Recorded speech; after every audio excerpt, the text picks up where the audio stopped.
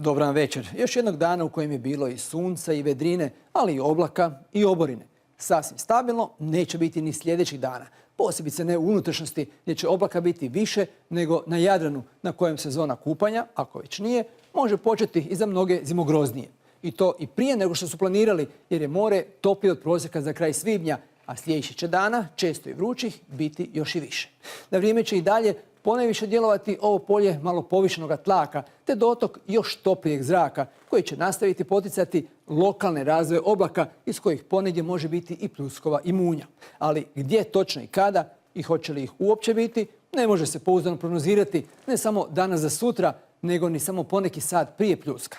No sigurno je da će i sutra u istočnoj Hrvatskoj biti dosta sunčanih sati, ujutro i mjestimične magle.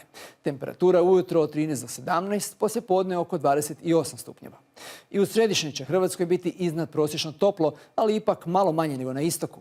A i pljuskovi i grmljavina vjerojatno će biti rijeđi, no ne može se tvrditi gdje ih neće biti. Čak ni na sjevernom Jadranu gdje će oblaka biti zamjetno manje nego na kopnu. Nakon bure, pod Velebita ujutro mjestimice i jake, zapuhat će maestral uz koji će more biti većinom malo valovito. Temperature ponegdje i 22 stupnja, kao da nije tek kraj svibnja. Uostalom kao i temperatura zraka, ujutro 11 do 15, uz more 18 do 21, a poslijepodne 22 do 25, uz more oko 27 stupnjeva. Južnije često i 29, pa će vjerojatno mnogi potražiti osvježenje u malo valovitom moru koje će ujutro nemirnim činiti burin, poslijepodne pak maestral.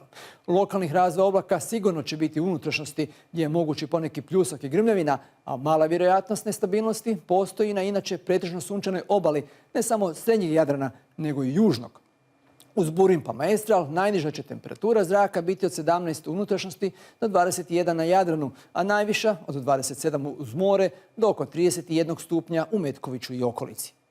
U nedjelju i početkom novog tjedna još toplije, sve češće i vruće, nekima i sparno, te i dalje većinom sunčano, ali i relativno nestabilno, uz uglavnom poslijepodnevne mjestimične pljuskove koje može pratiti i grmljavina, osobito u Gorju, a samo rijetko i uz more, gdje će biti još više sunčanog vremena nego na kopnu. A i vjetra. U noći i ujutro burina, pod Velebita vjerojatno prolazno kratkotrajno jake bure, poslije pak mjestimice umjerenog maestrala.